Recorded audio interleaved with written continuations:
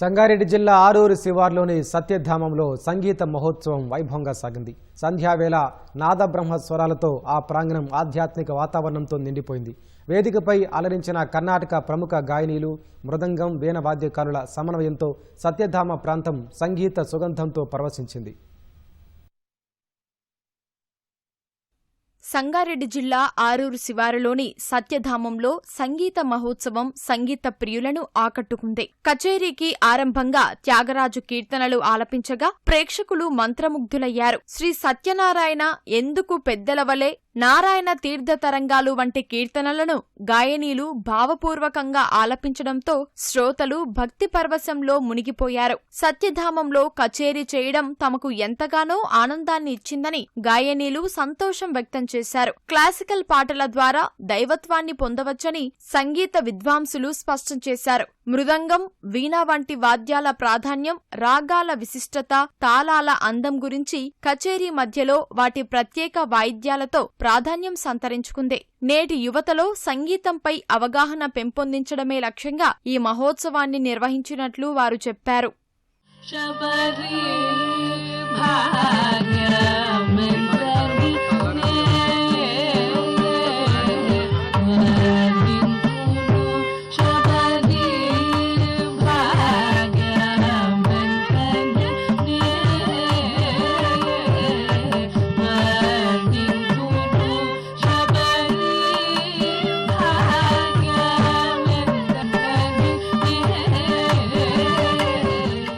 It was a wonderful experience to have in such a beautiful place, and it was a wonderful concert organized by Durga Prasad Garu and Swarupa Rani Moturi Garu. We are very delighted and happy to have performed at the Satyadhama temple where Lord Satyanarayana is the presiding deity, and we thank Swarupa Aunty Garu and Shri Durga Prasad uncle.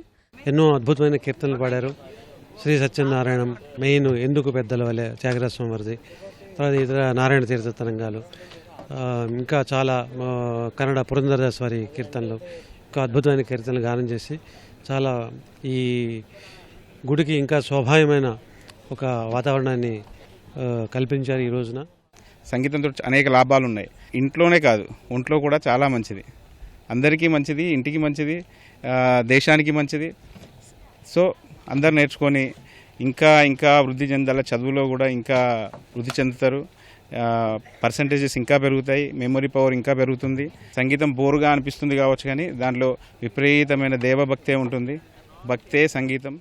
ప్రేక్షకుల్లో చిన్నారుల నుంచి వృద్ధుల వరకు పెద్ద సంఖ్యలో ఉత్సాహంగా పాల్గొన్నారు. ప్రతి కీర్తన ముగిసినప్పుడల్లా చప్పట్లతో హర్షధ్వానాలు వినిపించాయి. ఈ మహోత్సవంతో సంగీతం ఒక ఆధ్యాత్మిక సాధనమని స్పష్టమైంది. స్వరాల్లో లీనమవుతూ ధ్యానస్థితి పొందవచ్చని పేర్కొన్నారు. శ్రోతలు స్వరాలను ఆస్వాదిస్తూ భక్తిరసంలో తేలియాడారు. ఇలాంటి కార్యక్రమాలను తరచుగా నిర్వహించి యువతలో సంగీతాసక్తిని పెంపొందిస్తామని తెలిపారు. ఇక్కడ ఇలాంటి ప్రోగ్రాం జరిగేది అనేది ఇట్స్ బిగ్ అనుగ్రహం మా అందరికీ.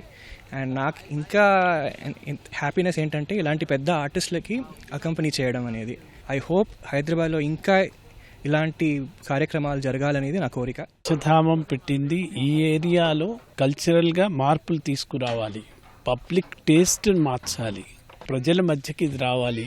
ప్రజలకి ఇది గనక, దీని రుచి గనక వాళ్ళు పడితే ఇంకా మిగతా మ్యూజిక్ వారికి అంత రుచించదు. అంటే వాటిని తక్కువ చేస్తున్నాను కాదు, వినడానికి చెవికి ఆనందకరంగా ఉండటమే కాదు, ఇది నిజంగా ఈ పాట వినడం కానీ పాడడం కానీ నేర్చుకుంటే దీనిలో వచ్చినటువంటి ప్రశాంతత, మనశ్శాంతి ఎక్కడా రాదు.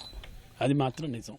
సంధ్యావేళ మొదలైన ఈ స్వరయజ్ఞం రాత్రి వరకు సాగింది. చివరిగా మంగళహారతితో కార్యక్రమం ముగిసింది. సత్యధామంలో ఆవిష్కృతమైన ఈ సంగీత సౌరభం సంగారెడ్డి జిల్లాలో సాంస్కృతిక చరిత్రలో చిరస్థాయిగా నిలిచిపోనుంది.